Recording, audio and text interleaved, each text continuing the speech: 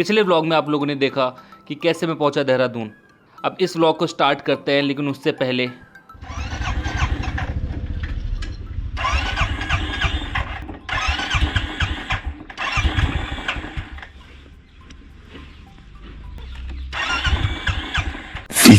minutes later.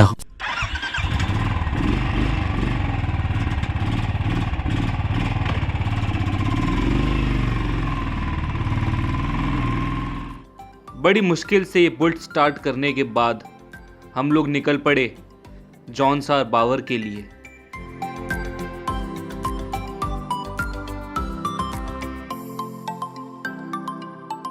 एक right turn लेना था जिससे रास्ता और छोटा हो जाता, लेकिन हमारे साथ थे पृथ्वी भैया, वो निकल पड़े साएं से सीधे।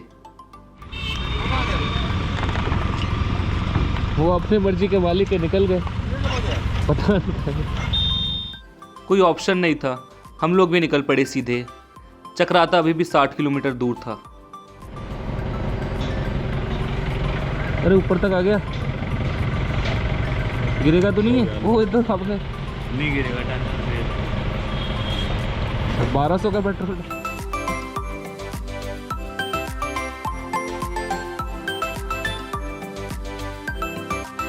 अजी देहरादून तक जो पहाड़ थे वो तो कुछ नहीं थे, असली मज़ा तो आज आने वाला है। एक पुल आया जिसके दाएं बाएं नदी, सामने पहाड़।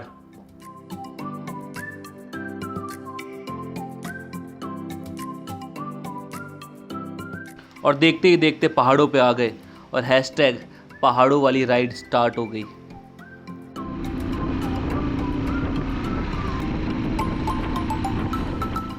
और धीरे धीरे मेरा भी डर खत्म हुआ और अपन भी ढल पड़े पहाड़ों वाली राइड में।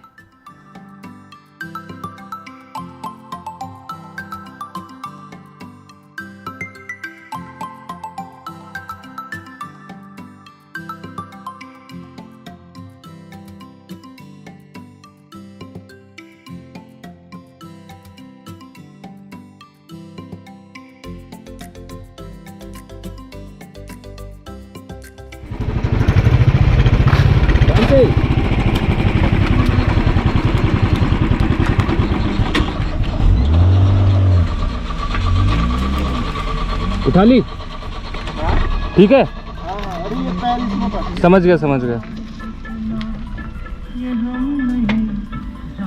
चले। तो बेसिकली हुआ ये कि रोड स्लैंट था, लेफ्ट की तरफ झुका हुआ था।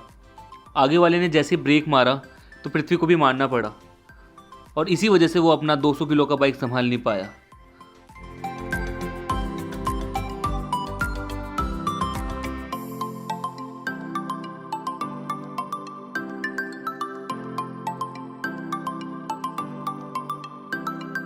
गांव कस्बे सबको पार करते हुए आगे बढ़े।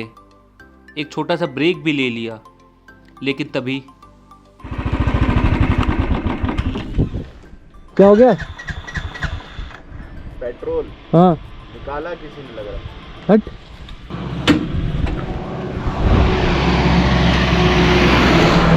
कौन पेट्रोल कौन निकालेगा? रिजर्व में लग गई। कैसे इतने जल्दी? इतनी तो चली भी नहीं है।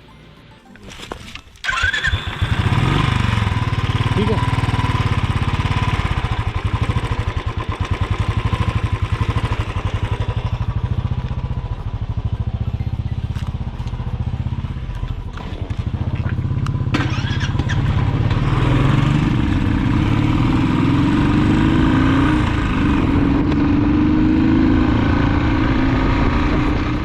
अब धूप निकल गई थी और मैंने अपना जैकेट निकाल दिया।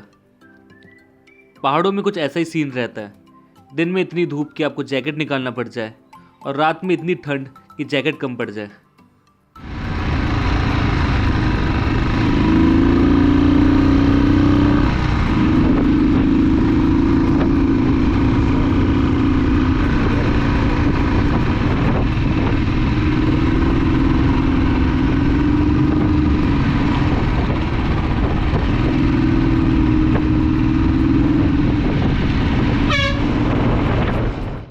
और देखते ही देखते चक्राता पहुंच गए। चक्राता एक कैंटोनमेंट टाउन है जो कि देहरादून डिस्ट्रिक्ट के अंदर ही आता है। लगभग 100 किलोमीटर दूर है देहरादून से। और हर हिल स्टेशन की तरह अंग्रेज़ों ने चक्राता को as a summer retreat develop किया था।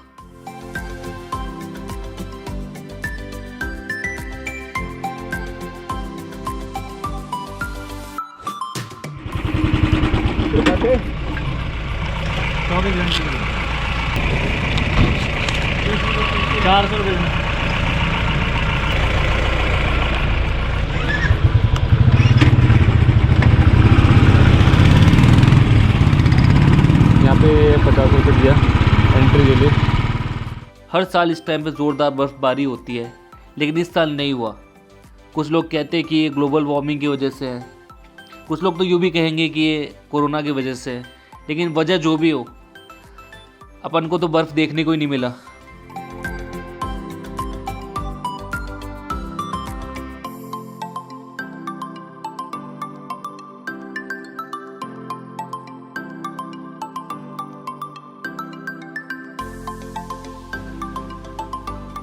तो चक्राता भी अब क्रॉस हो गया और आगे हम निकल पड़े जौनसार बावर के लिए।